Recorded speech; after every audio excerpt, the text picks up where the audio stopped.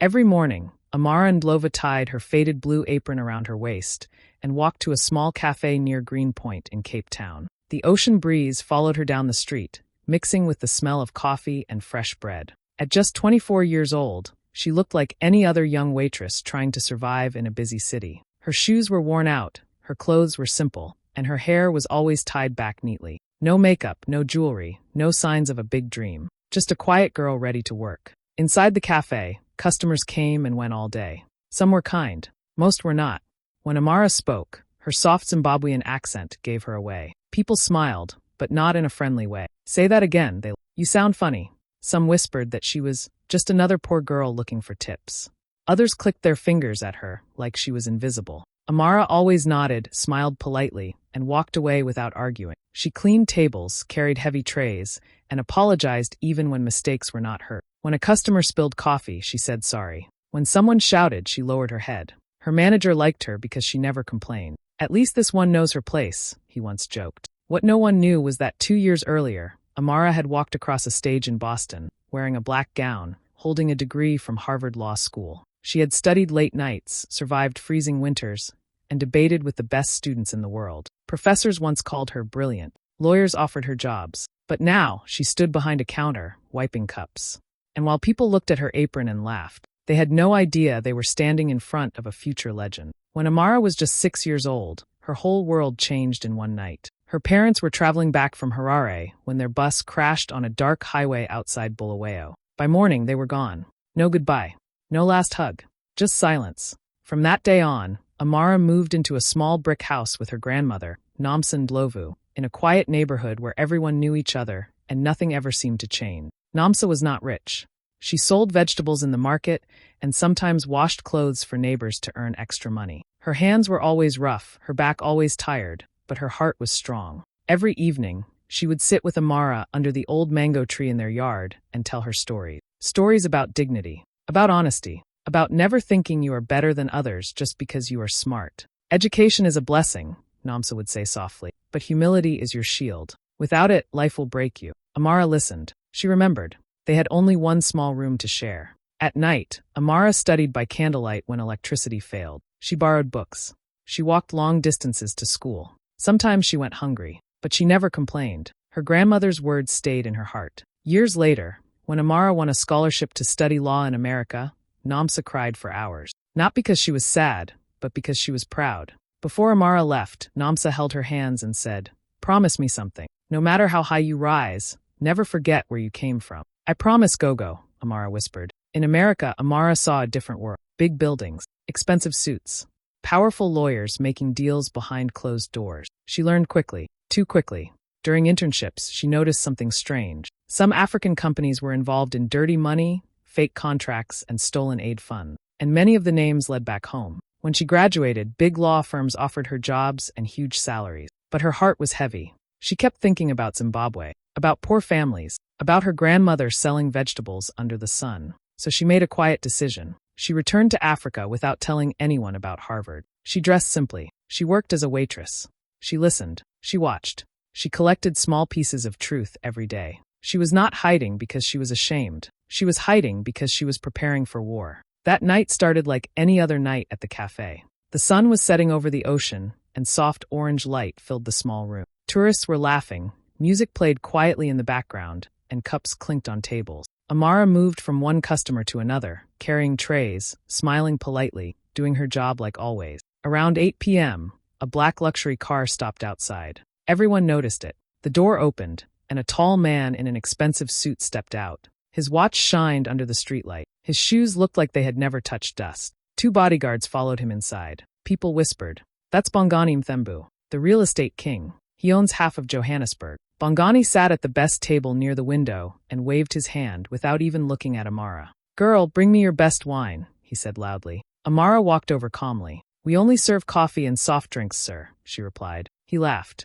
"Then bring me whatever you have. And hurry." From the first moment, he treated her like she was nothing. Every time Amara passed his table, he made comments. "Why do you walk like that? Smile more. You'd look better if you dressed properly." His friends laughed. Some customers looked uncomfortable. Others pretended not to notice. When Amara brought his drink, he suddenly grabbed her wrist. "Relax," he whispered. Don't act like you're special. Her heart raced, but her face stayed calm. Please don't touch me, sir, she said quietly and pulled away. He smirked. You waitresses think you're important because men look at you. Amara walked to the back, her hands shaking. Then she did something she had learned in law school. She took out her phone. She turned on the recorder. For the next 30 minutes, she recorded everything. His insults, his threats, his dirty jokes. Even when he said, "People like you should be grateful I'm talking to you." When he finally stood up to leave, he looked angry. This place is useless, he said loudly. And you are useless too. He threw some money on the table and walked out. Amara thought it was over. She was wrong.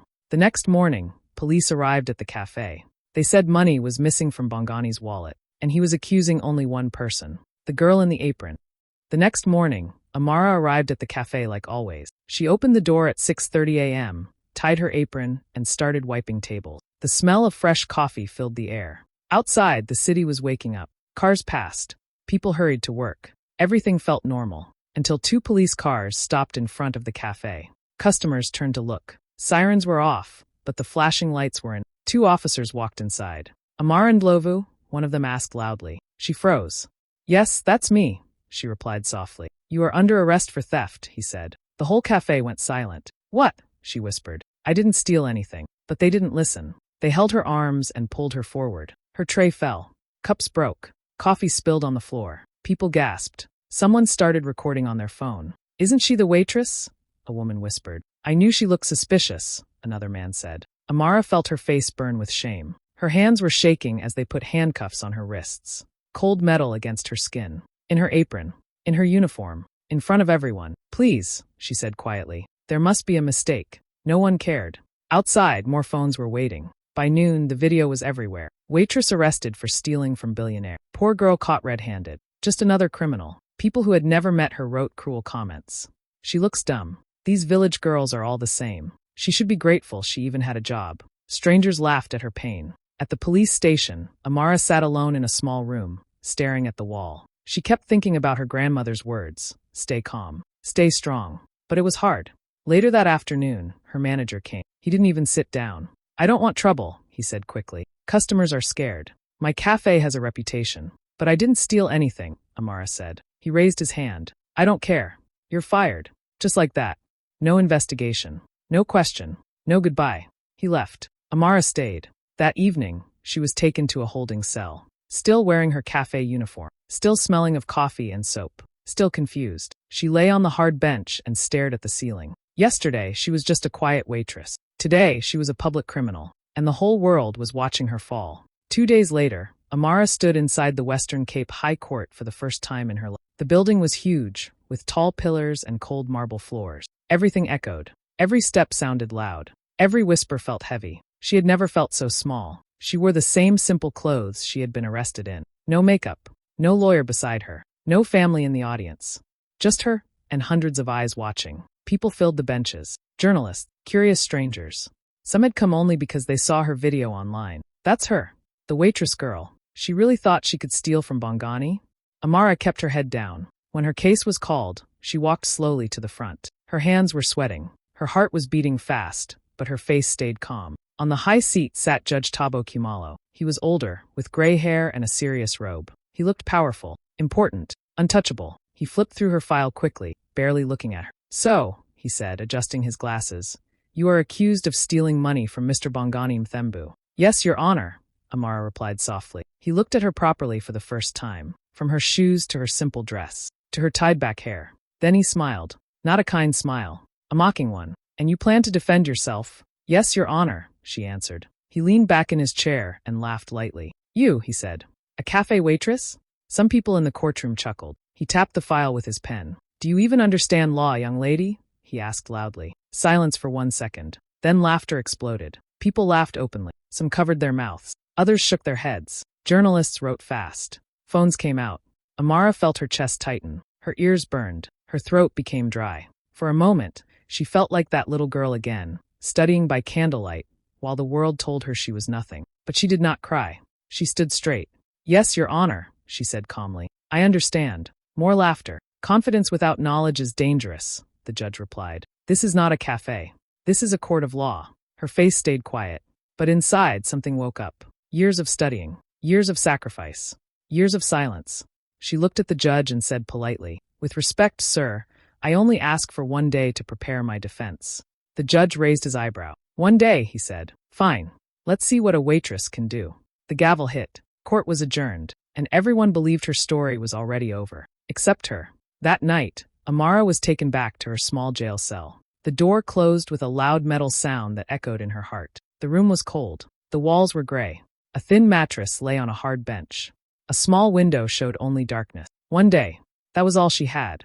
No lawyer. No support. No second chance. Just 1 day to save her life. She sat on the bed and closed her eyes for a moment. The laughter from the courtroom still rang in her ear. The judge's voice. The people mocking her. The headlines calling her just a waitress. Slowly, she took a deep breath. Then she stood up.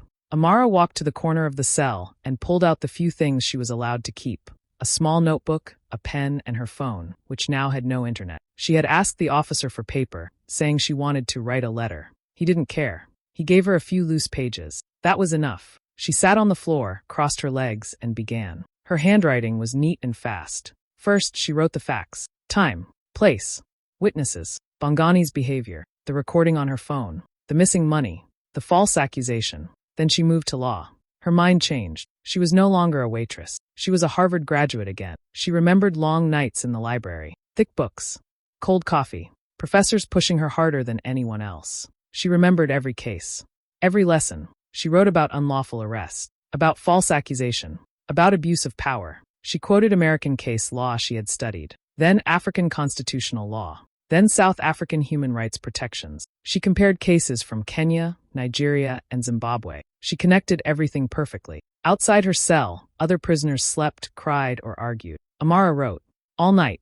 Her fingers hurt. Her eyes burned. She didn't stop. At 3 a.m., she whispered to herself, Go, I'm doing this for you. At 5 a.m., she reviewed everything again. She corrected mistakes. She added stronger argument. She prepared questions. She planned her words. When the morning light entered through the small window, she finally rested her head against the wall. She had filled every page, not with fear, with truth, with law, with power. When the guard came to take her to court, he looked surprised. You didn't sleep? He asked. She smiled softly. I was working, she replied. And for the first time since her arrest, she was ready. The next morning, the courtroom was full again. Even more people had come this time. Word had spread that the waitress girl was going to defend herself. Many came just to watch her fail. Some were already smiling. Some were ready to laugh. Journalists set up their cameras. Phones were on. Everyone wanted a viral moment. Amara walked in quietly. She wore the same simple clothes, but something about her was different. Her back was straight. Her eyes were calm. There was no fear in her face. She held a small folder in her hands. Judge Kumalo entered and sat down. Let's continue, he said casually. Miss Ndlovu, you asked for 1 day. Now speak. Some people whispered. She probably memorized a few lines. This will be funny. Amara stepped forward. She took a deep breath. Your Honor, with respect, she began, her voice clear and steady. I would like to present my defense based on constitutional law, evidence law, and established legal precedent. The room became quiet. Very quiet. She continued. First, my arrest violated Section 35 of the South African Constitution, which protects the right to fair process and freedom from unlawful detention. The judge looked up. She did not stop. Second, the accusation lacks material evidence. There is no video proof, no fingerprint analysis, and no independent witness confirming theft. People leaned forward. She turned a page. Third, I submit that the complainant used his social and financial power to influence public opinion, which amounts to abuse of authority. Her words were sharp, clear, professional. Not a single mistake. The laughter was gone. The judge slowly removed his glasses. Amara then opened her folder. Your Honor, I would also like to submit my academic credentials. She walked forward and handed papers to the clerk. Inside were her Harvard Law School ID, her graduation certificate, her transcript, her recommendation letters, her internship records from a law firm in New York. The clerk passed them to the judge. He looked, then looked again. His face changed. He flipped through the pages quickly, then slowly. The courtroom stopped breathing. Whispers filled the room. Harvard. Is this real? No way. The judge cleared his throat. Miss Ndlovu, he said carefully. Are these documents authentic? Yes, Your Honor, she replied. They can be verified at any time. She looked around and said calmly, I did not come here to impress anyone. I came here for justice. Silence. No laughter. No mocking. Only shock. In that moment, everyone realized the girl in the apron was never ordinary. After the courtroom went silent, Amara did not stop. She knew this was her moment, not just to clear her name, but to reveal the truth that powerful people had been hiding for years. She adjusted the papers in her hands and looked at the judge. "Your Honor," she said calmly, "this case is not only about a false theft charge, it is about a system of corruption." People exchanged nervous looks. Bongani, who was sitting confidently with his expensive lawyer, suddenly sat up straight. Amara continued, "Over the past 6 months, while working at the cafe, I observed Mr. Mthembu meeting different individuals regularly. These meetings were not social. They were business transactions." She pressed a button on her phone. A recording played. Bongani's voice filled the room. "Move the money through Durban first, then send it to Johannesburg. No one will trace it." Gasps spread across the courtroom. She played another clip. "The charity account is perfect. Nobody checks those." The judge leaned forward. Amara then lifted a stack of papers. "These are bank records from 3 shell companies registered under false names," she said. "They are connected to accounts in Johannesburg and Durban. All transactions lead back to Mr. Mthembu." She pointed to highlighted lines. "Millions of rand, moving in secret, month after month." She explained slowly so everyone could understand. These companies were used to steal government funds meant for housing and education. The money was then cleaned and invested into luxury property. Journalists' fingers flew across keyboard. Cameras zoomed in. Bongani's lawyer whispered urgently to him. Sweat appeared on Bongani's forehead. Amara went on. "I also submit CCTV footage from this cafe, showing Mr. Mthembu placing his wallet on my tray on the night of the incident." A video appeared on the screen. Everyone watched. It was clear. He had done it himself. Then another clip played. "If she talks, destroy her. I'll make sure she goes to jail." His voice was shaking. The courtroom erupted. "That's illegal. He framed her. Arrest him." The judge banged his gavel. "Order. Order." Amara looked at the judge. "These documents were collected legally and verified through independent sources," she said. "I delayed revealing my identity, so I could gather evidence without interference." Bongani was now pale. His power was gone. His money was useless. His lies were finished. And one brave woman had exposed an entire empire of crime. After Amara finished presenting the evidence, the courtroom was silent. Not a single person spoke. Bongani sat frozen, his face pale, his expensive suit suddenly meaningless. Even his lawyers seemed stunned. The judge, Thabo Khumalo, stared at the papers, then at Amara, then back at the evidence on his desk. He cleared his throat, the sound loud in the quiet room. "Miss Ndlovu," he said slowly, "I owe you an apology." Amara looked up, calm but alert. The courtroom shifted uncomfortably as he continued. "My laughter in the previous hearing was unprofessional. I doubted your knowledge. I mocked you unfairly. That was wrong, and I publicly apologize for my behavior." A hush fell over the courtroom. Many people whispered to each other. Some were journalists, others were spectators who had come just to see the spectacle. But everyone could feel the weight of the moment. Outside the courtroom, news spread like wildfire. Social media exploded. Videos of Amara presenting her defense and exposing Bongani's corruption went viral. Headlines appeared everywhere. "The waitress who outsmarted a billionaire, from apron to Harvard. The hidden genius of Africa. Girl in the cafe saves thousands, shocks the court." Her phone didn't stop buzzing. Messages of support poured in from strangers, lawyers, and journalists. People shared her story thousands of times within hours. Everyone wanted to know who the girl in the apron really was. By the end of the week, offers started coming in. Law firms from Johannesburg, Cape Town, and even abroad reached out. But one offer stood out. A top law firm in Sandton, one of South Africa's most prestigious, wanted her as a partner. A full partnership, the kind most lawyers dream about for decades. When she walked into the office for the meeting, she smiled politely, shook hands with the partners, and said, "I'm ready to fight for justice, on a larger scale now." It was a complete reversal from the girl people had mocked behind the cafe counter just weeks before. From social media ridicule to national fame, from public humiliation to professional respect, Amara had transformed in everyone's eye. And yet, she remained the same at her core, humble, focused, and determined to use her talent to help others. The world finally saw what her grandmother had always known, the brilliance hidden behind a quiet, simple exterior. The girl in the apron had become a symbol of courage, intelligence, and justice. Everyone who had laughed now stood in awe.